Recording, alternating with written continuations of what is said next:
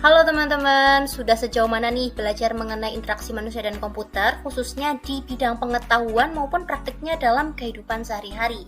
Kita sebagai manusia yang hidup di zaman Society 5.0 ini tentunya tidak asing lagi dengan yang namanya interaksi dengan komputer, karena komputer sendiri sudah melekat dengan kehidupan kita sehari-hari untuk membantu memudahkan pekerjaan kita.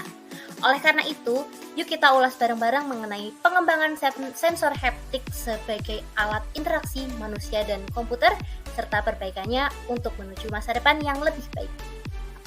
Nah, sebelum mengulas lebih jauh mengenai sentuhan sensor haptik, mari kita kenalan dulu dengan kelompok 3 yang beranggotakan Dian Farah Syarifah dengan NIM akhir 006 atau saya sendiri, ada Khairul Umam dengan NIM akhir 030, dan Aisyah Fatima dengan NIM akhir 036 dari Prodi Pendidikan Teknik Informatika dan Komputer.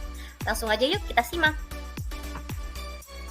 Nah, pada video ini saya dan rekan-rekan saya akan menjelaskan mengenai apa itu teknologi haptik, bagaimana kelebihan dan fitur-fitur yang dimiliki, bagaimana cara kerja haptik, di mana sensor haptik ini dapat diterapkan, dan lain sebagainya yang kaitannya dengan pengembangan haptik. Jadi, kita akan mengulas secara lengkap mengenai sensor haptik pada video ini. Sebelum masuk ke pembahasan mengenai apa-apa saja yang perlu kita kembangkan dalam teknologi sensor haptik ini, akan lebih baik jika kita mengupas secara general mengenai pengertiannya. Sensor haptik ini adalah teknologi yang memungkinkan perangkat untuk memberikan umpan balik ke pengguna melalui getaran atau sentuhan. Nah, fitur ini tuh digunakan terutama pada perangkat mobile seperti tablet ataupun smartphone. Dalam pengembangan fitur sensor haptik, para insinyur dan desainer bekerja sama untuk menciptakan pengalaman pengguna yang lebih baik dalam mengoptimalisasi responsivitas dan akurasi sensor haptik. Atau secara singkatnya, haptics ini adalah sistem yang memungkinkan manusia untuk berinteraksi dengan komputer melalui sensasi dan gerakan tubuh. Nah, haptik ini sendiri mengacu pada jenis teknologi interaksi manusia dan komputer yang mencakup umpan balik atau sensasi tubuh lainnya untuk melakukan tindakan atau proses pada perangkat komputasi. Nah, untuk cara kerjanya sendiri, teknologi haptik ini memanfaatkan respon balik untuk memungkinkan pengguna dan komputer berinteraksi satu sama lain. Pertama, mensimulasikan fitur fisik tertentu dari objek yang divirtualisasikan seperti tekanan dan berat, kemudian menggambarkan objek teksturnya, misalnya kehalusan atau kekasaran. Dunia virtual mencoba mengadaptasi konsep ruang 3 dimensi yang ditemukan di dunia nyata. Sistem sensorik haptik memungkinkan pengguna berinteraksi dengan komputer dan menerima umpan balik dengan menerapkan derajat tenaga berlawanan arah ke pengguna dalam garis semu X, Y, dan Z, sehingga dapat dirasakan oleh indera peraba manusia. Sementara itu, sekarang ada beberapa pengerangkat lunak haptik yang sebagian besar menggunakan desain algoritma. Jadi, kemampuan yang baik dalam bidang matematika dan teknik serta komputer diperlukan dalam menciptakan perangkat yang dapat mengirimkan umpan balik. Menurut para ahli, prinsip umpan balik haptik sifatnya sederhana, yaitu gerakan tangan berlawanan arah yang menjepit objek di antara jari-jari yang menahan gerakan selanjutnya. Nah, dalam slide ini bisa dilihat ada cara kerja haptik serta jenis-jenisnya. Nah, untuk cara kerjanya kurang lebih sama dengan apa yang sudah saya jelaskan pada slide-slide sebelumnya. Ini ada beberapa komponennya seperti material, base plate, touchpad, controller, haptic controller, dan beberapa komponen lainnya. Untuk jenisnya sendiri, ini bikin jadi dua gitu, ada feature sama predictnya. Ini saya akan menjelaskan memastikannya. Di sini ada computing platform. Di computing platform ini ada computer, smartphone, dan yang satu lagi.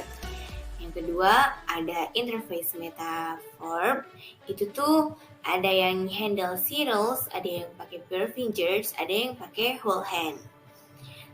Di selanjutnya itu ada control avatar, itu ada yang pakai rigid tool, ada yang pakai virtual finger, ada yang pakai virtual hand.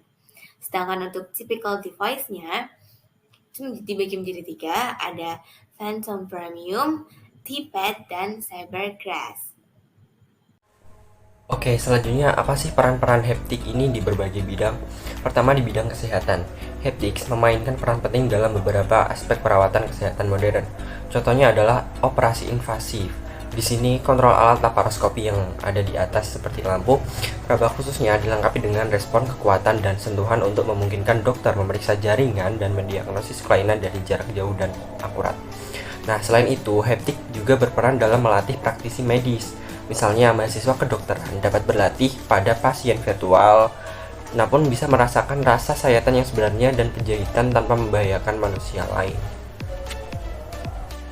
Selanjutnya di bidang game dan juga hiburan.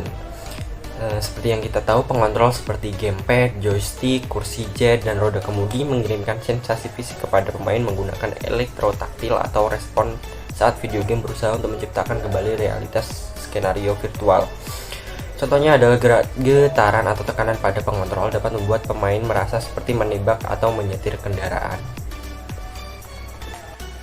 Kemudian yang terakhir yaitu di bidang otomotif.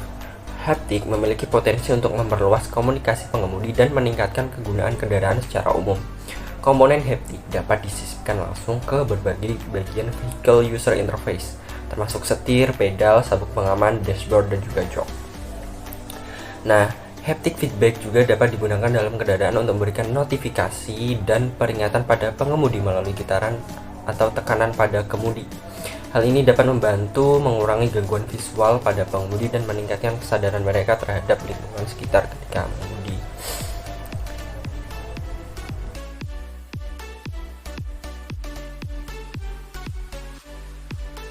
Nah, selain penambahan fitur-fitur dalam haptic sensor ini, menurut saya pengembangan integrasi sistem ini yang dapat diakses dengan sistem lain ini harus dikembangkan.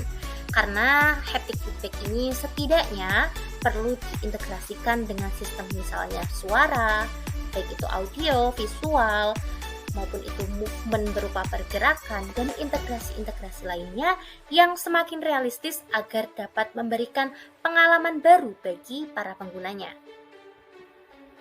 Nah, selain dari fitur-fitur maupun pengintegrasian melalui kolaborasi, interaksi yang lebih alami dengan responsivitas tinggi perlu dimiliki oleh sensor feedback.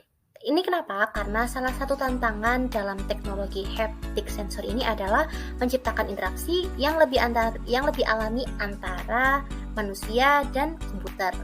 Nah, pengembangan teknologi haptic yang lebih canggih tentunya dapat membantu menciptakan pengalaman yang lebih realistis dan intuitif bagi para penggunanya. Selain itu, konsumsi daya yang lebih efisien ini perlu dikembangkan karena yang lebih canggih dari teknologi haptic ini adalah yang memiliki daya yang lebih besar, sehingga daya yang lebih besar ini dapat mempengaruhi masa pakai baterai perangkat. Oleh karena itu, perlunya konsumsi daya yang lebih tinggi ini merupakan satu hal yang perlu ditingkatkan berkaitan dengan balance-nya antara penggunaan maupun konsumsi dayanya. Selain itu, privasi dan keamanan dari sensor haptic ini perlu yang namanya ditingkatkan lagi karena seperti yang kita ketahui bahwasanya teknologi haptic ini dalam pengumpulan datanya sangat sensitif seperti penggunaan sidik jari maupun sensor dari movement tubuh kita. Oleh karena itu kita harus memastikan keamanan dan privasi data dalam pengembangan teknologi haptic ini harus terus ditingkatkan.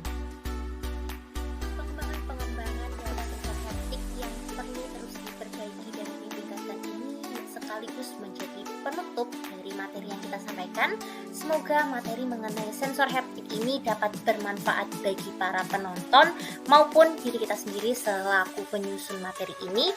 Semoga dapat terus disebarluaskan dan bermanfaat bagi orang luas. Terima kasih.